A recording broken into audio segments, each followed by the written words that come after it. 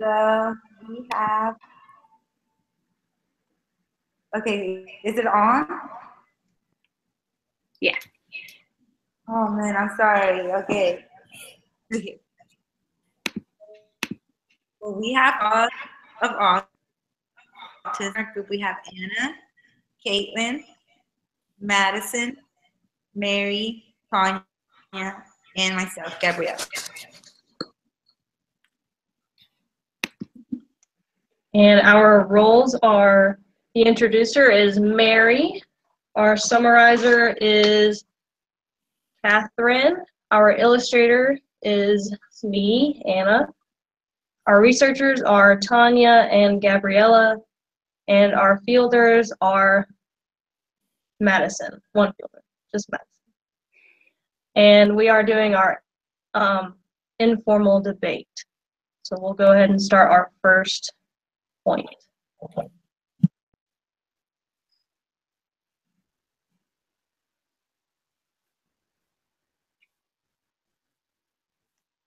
right. It's on me and not the slide, but I'll go ahead and start talking while we get the slide pulled up. So what is autism? Autism spectrum disorder is a complex developmental disability that typically appears during early childhood and affects a person's ability to communicate, interact with one another. Autism impacts the normal development of the brain in the areas of social interaction, communication skills, and cognitive function. Individuals with autism typically have difficulties in verbal and nonverbal communication, social interactions, and leisure or play activities. Individuals with autism often suffer from numerous medical conditions, which may include allergies, asthma, epilepsy, digestive disorders, feeding disorders, sensory integration dysfunction, sleeping disorders, and more. All right, and then we have Anna coming up. Our claim is that according to research, there's no known cause of autism. The research shows that there's no known single cause for autism, but the general belief is that autism is caused by abnormalities in the brain structure. Researchers are still investigating some theories of what may cause autism, and some of these theories can include heredity and genetics. And next we have our counterclaim. It is popular belief that vaccines cause autism. However, research indicates that genetics and parental age may contribute to the cause of autism. Although many believe that the cause of autism is due to the administration of vaccinations, no studies have been found that is a possible cause. Research has been done focusing on the molecular changes of genetic markers to link it as possible cause of autism, and childbearing averages are increasing, furthermore increasing the risk of miscarriages, having a child with low birth rate, preterm delivery, and other possible disabilities. And often in the genetic research, twins have been a popular source for studying the link between genetics as a cause of autism. Okay, in genetics, most of the popular research is done through twins. They use twins and DC twins. MZ refers to identical twins, which and DC twins are just such as siblings, the same genes that siblings share. Most of the researchers did not look for a genetic for autism. It was very hard to find that. They will look for other types of genes that correlated with LC6A4 and RELN. And no research actually has any gene inherited from parents to child, but a lot of them are related to siblings. Most of the research found that genetics wins more than from parent to child.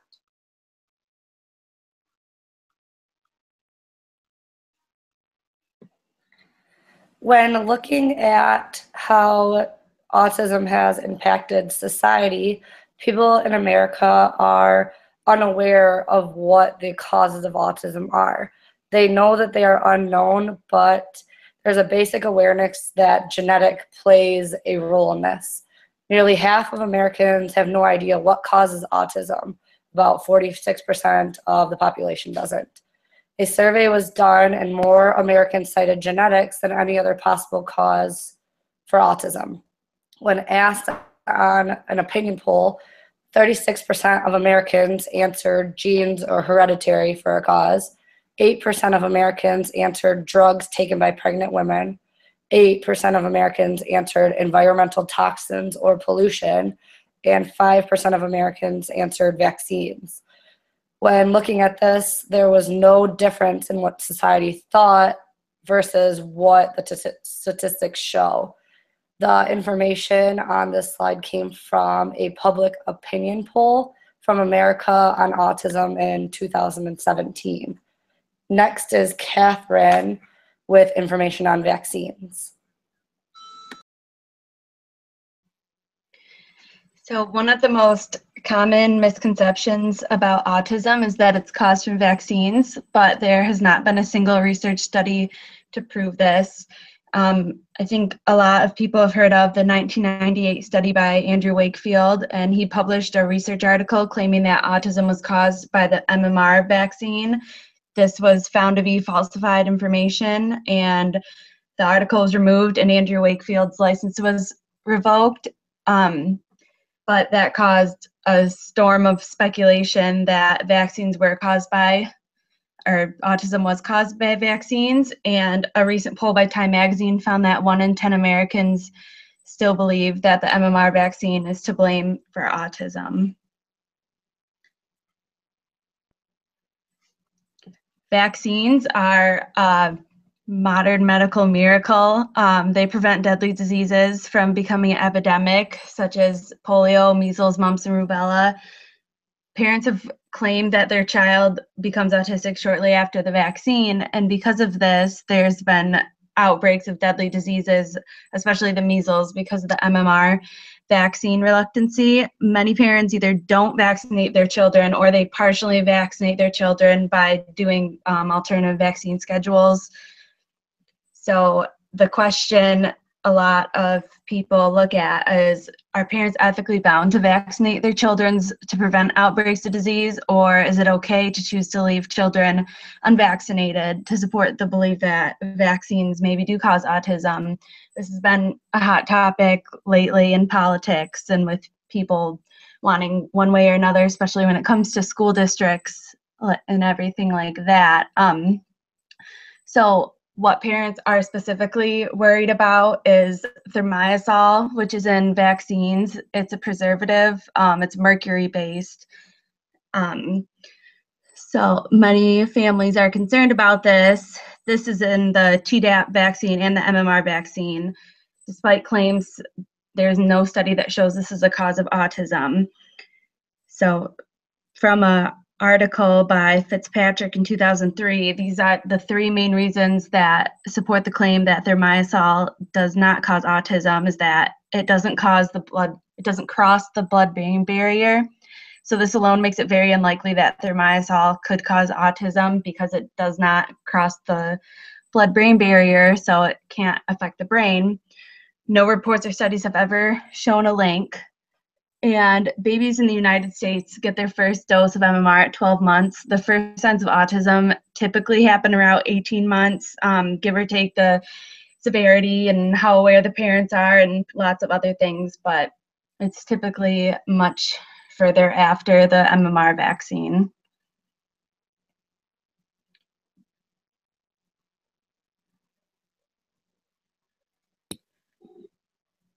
All right.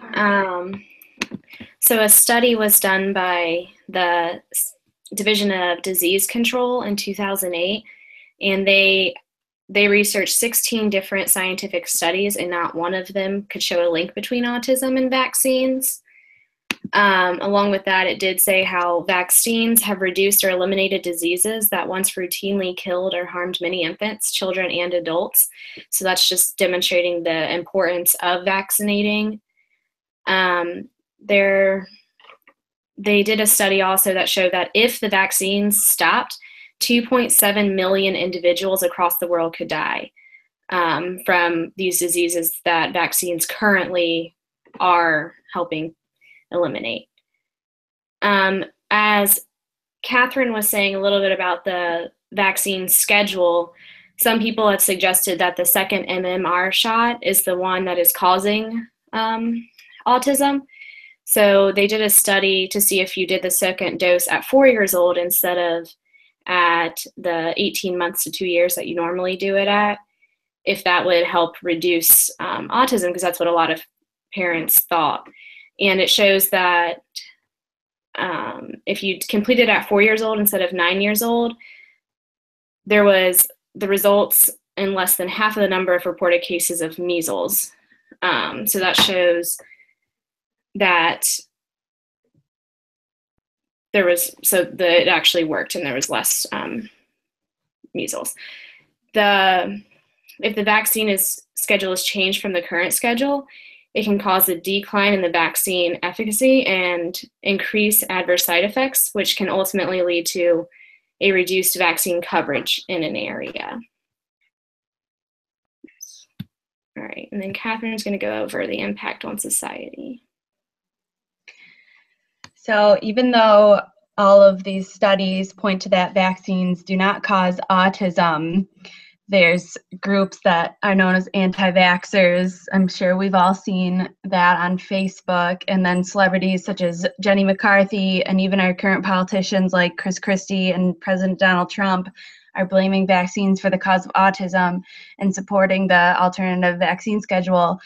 Social media is giving these unsupported claims a platform, and a lot of people are now looking to Facebook and other news sites for their information rather than actual articles. So this picture I found just on my Facebook news feed, and it's showing that in 1940 we didn't have as many vaccines, and then in 2012 you see the long list of vaccines that all of children in the US gets, and then it's showing how many people have autism. First of all, 1 in 68 children are known to have autism, and it says 1 in 50 in 2013. This is using scare tactics, trying to show people that autism rates keep increasing. As we know, really the criteria for autism has broadened, so that can be part of it. And then on top of that, these vaccines are saving lives, and that's why we have more, because science is getting better, and anti-vaxxers are on this platform that basically these vaccines are just the government out to get us, and it's causing autism, and none of it is actually scientifically proven that there's any link.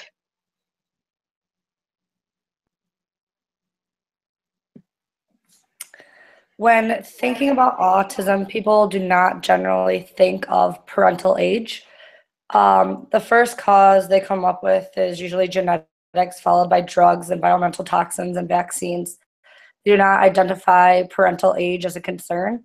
Findings show that dads over the age of 50 were 66% more likely than dads in their 20s to have children with autism, while dads in their 40s were 28% more likely. Teen moms were 18% more likely to have children with autism, and mothers in their 40s were 15% more likely to have autism or children with autism. When looking at the mean age at childbearing, it has increased from 26.4 years old in 1974 to 29.3 years old in 2002. Advances in technology could be a reason why parental age is increasing. This study shows that 3 to 6% of births are assisted reproduction. The amount of DNA damage in sperm of men 36 to 57 years old is 3 times that of men less than 35 years old.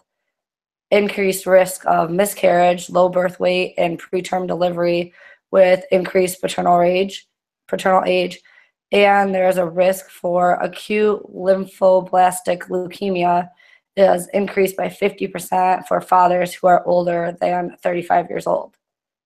Next is Mary. All right, so this graph that I've got right here shows a little bit about how the maternal age can impact autism. Now, this was done over from 1990 to 1999, so we know that rates of autism now are a little higher. So these numbers, if you redid this now, would more than likely be higher. It shows that if the maternal age was less than 25, 16 out of 10,000 babies were diagnosed with autism. And those numbers keep going up all the way to, if the maternal age was 40 and up, there was 44 cases out of 10,000, which is a significant difference compared to the 16 cases for someone under 25. Like I said, those numbers more than likely would be inflated now because we have overall more cases of autism than we did in the 90s. So as you see, the more and more adults are focusing on their careers and having children a little bit later in life. And due to that, it can impact the disabilities that children are born with. And next we have Madison.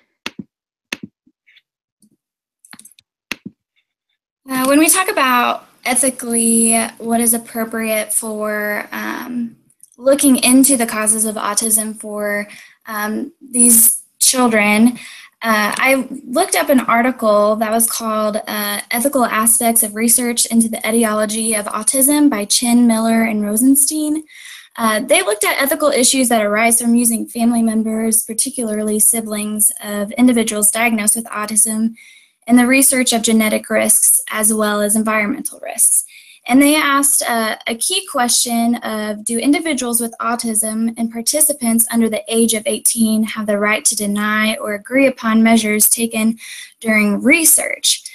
Given the fact that many of the participants are under the age of 18 and they have to have that parental consent to participate in the research, but do they actually get a say of saying yes or no?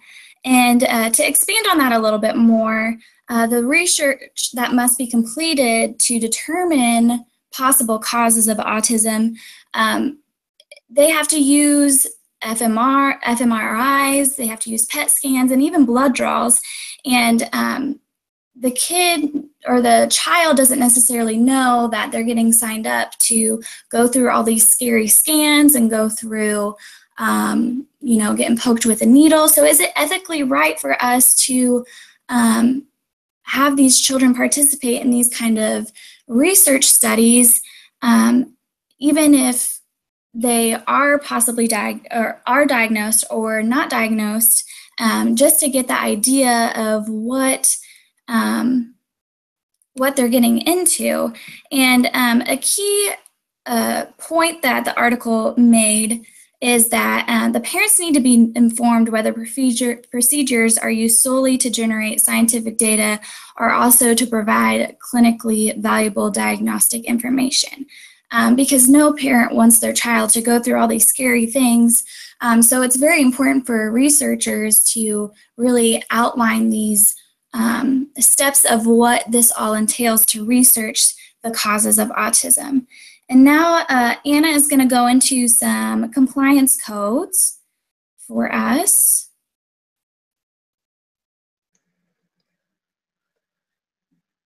So we have our BACB compliance codes.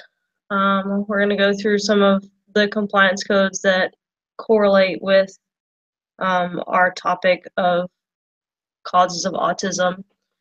And the first code we have is 1.01, reliance on scientific knowledge. And it states that behavior analysts rely on professionally derived knowledge based on science and behavior analysis when making scientific or professional judgments in human service provision, or when engaging in scholarly or professional endeavors. And so this ethical code is relevant to BCBAs and registered behavioral technicians because they have to rely on professionally derived knowledge that's based on science and behavioral analysis when they make judgments. So they can't just state their opinions. And also, with BCBAs and registered behavioral technicians, they have to, when talking to their clients, they have to use, they can't, again, state their opinions. They have to use knowledge that they have obtained that is scientifically proven. So behavior analysts can, however, when they are talking to their clients, they can discuss research on behaviors, research on interventions, articles that they've read, interventions that they have done in the past. They can discuss these things with their clients or their clients' parents or guardians. So that is what is under 1.011, reliance on scientific knowledge. We also have the BACB Compliance Code 1.02, boundaries of competence. Under Section A, it states that all behavior analysts provide services, teach, and conduct research only within the boundaries of their area of competence. This is defined as being commensurate with their education, training, and supervised experience. And under B, behavior analysts provide services, teach or conduct research in new areas, examples of populations, techniques, and behaviors only after first undertaking appropriate study, training, supervision, and or consultation from persons who are competent in those areas. So under this compliance code, registered behavioral technicians and BCBAs have to maintain their knowledge on current scientific and professional information. So they have to stay up to date. So in this regard, registered behavioral technicians and BCBAs should be reading up-to-date literature and be knowledgeable about the aspects of autism. So they need to continue to continue their education and stay up to date with all the topics. And there should be a focus on literature that will improve their practice, such as improving in their interventions, and also other research on behavior. And now we're going to go to Madison, who is going to continue our BACB compliance codes and how that goes along with our topic. So continuing on with the compliance codes, we look at Compliance Code 8.01, which is avoiding false and deceptive statements. In this compliance code, in summary, states that the behavior analysts are not to make public statements that may falsify or provide misleading information due to current research findings or the lack of current research findings. So additionally, this is an RBT and behavior analyst compliance code. So it's just giving us an awareness of how we express our personal feelings to what we believe the causes of autism are, and to not stand too strong on a platform and to not, scare parents away. But when we do use our personal opinions, we need to back those up with research evidence and be able to stand firm in that research evidence that we do find. Additionally, behavior analysts need to focus on the research that is provided in this area to help form an opinion based on scientific research as stated above. An additional compliance code is the characteristics of responsible research. And the main points pulled from this one is that that behavior analysts must conduct research that keeps the dignity and welfare of the participants and to maximize the benefits and minimize the risk of all the individuals involved. So the participants of the research, the behavior analysts that are participating, the families of the participants. We need to be mindful of every single person that is as part of that research study. And we need to conduct it with the participants' well-being in our mind, and it cannot be for personal benefit. When focusing on genetic research, a lot of research is done through looking at siblings and family members. And some of these family members do not have autism, and it is critical that their overall well-being is considered as well, and not just the individual with autism. Maximizing the benefit and minimizing the risk is also critical for genetic research, given that many tests are examined through MRIs and blood draws and PET scans, which this can put some of those participants at risk. So it's just mindful to be considering all the ethical codes, the compliance codes that as behavior analysts we need to follow when we are conducting research focusing on the causes of autism. And now we are going back over to Catherine.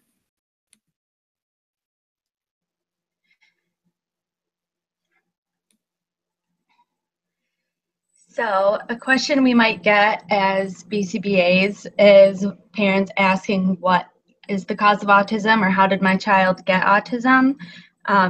If parents ask if vaccines cause autism, we can point them to articles or books on the topic and they can make their own informed decision. We can advise that they talk to their pediatrician or any other doctors that might be knowledgeable on the topic, but according to the Compliance Code 1.02, we need to stay within our boundaries of what our expertise is, which is behavior change and being a behavior analyst. We are not researchers. It's not our area of expertise. So according to our ethics code, we can't say yes or no, this is the cause. So yeah, going back to that, are we qualified to talk about what causes autism? Why or why not? The cause is still unknown. And like I said, our degrees are in ABA, so we're not researchers or doctors. And besides that, it would violate our ethics code. No one knows the cause, so we are definitely not qualified to tell parents that anything causes or doesn't cause autism.